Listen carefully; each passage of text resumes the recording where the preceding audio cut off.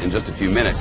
But first to another breaking story. This was breaking as we were downstairs preparing for this newscast, and there was a gasp in the newsroom as the Associated Press wires flashed that the Israeli military has reportedly bombed a military site inside Syria, near the power center of the President Bashar al-Assad's regime in the capital city of Damascus.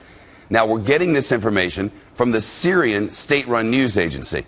Not exactly the arbiter of truth that we would like for it to be, but according to the reporting of Reuters news agency, Israeli jets did indeed attack a Syrian convoy that was, as they put it, attempting to transfer weapons to the Iran-backed terror group Hezbollah. Now, Reuters quoted a Western diplomat who said that that convoy, was carrying anti-aircraft missiles and other weapons. Security officials in the region reportedly said this is Israel's warning to the Syrian President Bashar al-Assad and his regime that they will not tolerate Syria transferring any weapons to militants who are vowing Israel's destruction.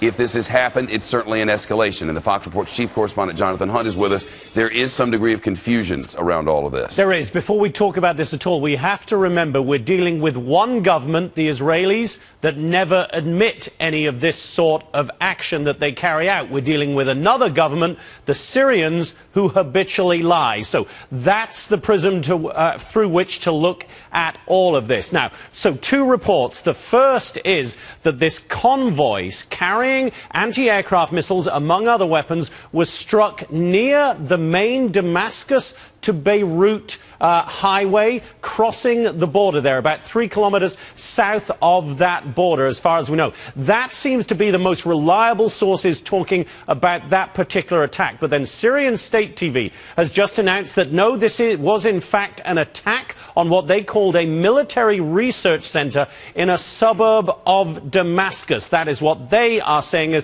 has happened. The Israelis, as I said, not confirming or denying any of this. But every expert you talk to, Shep, will tell you this is all about Hezbollah in Lebanon, that the Israelis have repeatedly said they will not allow the transfer of any sort of dangerous weapons to Hezbollah in Lebanon. One expert I spoke to said this is the beginning. The Israelis have drawn a red line and we're likely to see a lot more. And he also points out that if Hezbollah launches any counterstrike, then the Israelis will go in very, very hard indeed. Yeah, I was going to ask you what the thinking is among folks at the State Department or beyond about whether Syria might be in a position to do something like that and escalate this. Syria certainly seems to want to transfer weapons. There's a lot of feeling that President Assad is allowing Hezbollah to come into Syria and perhaps get their own weapons caches and take them back. That obviously has always been and will remain a red line for the Israelis. That is what everybody fears here, that this is all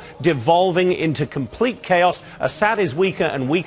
Hezbollah wants to protect its own interests. The Israelis want to protect theirs, and this is the situation we now face. Jonathan Hunt, breaking news, and thank you, sir. So while we were away, U.S. officials confirmed to Fox News that Israelis have indeed attacked a Syrian convoy near Syria's border with Lebanon. But officials would not confirm claims that Syria's government-run media reported that the Israelis attacked a military complex near the capital of Damascus. As we reported earlier, the Reuters news agency quoted a Western diplomat who said that the Israelis bombed a convoy attempting to transfer weapons to Hezbollah in Lebanon. Connor Powell's in our Mideast newsroom now. Connor, why attack Syria now?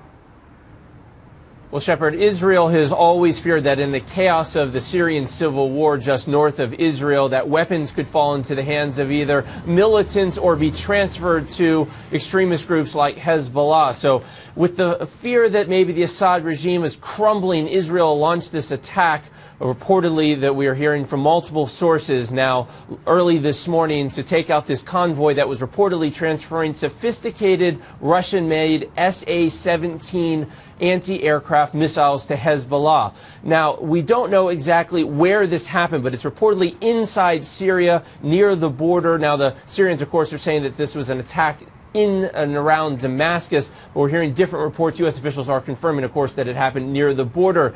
But there are reports, and there have been fears here in the last few weeks or so by Israeli officials that some type of weapons transfer was imminent, and Israeli officials are concerned about both the chemical and the large conventional weapons that Syria has, and that it could fall into the hands of groups like Hezbollah. Shepard. And some degree of concern about whether Syria will respond to this, and if so, in what way?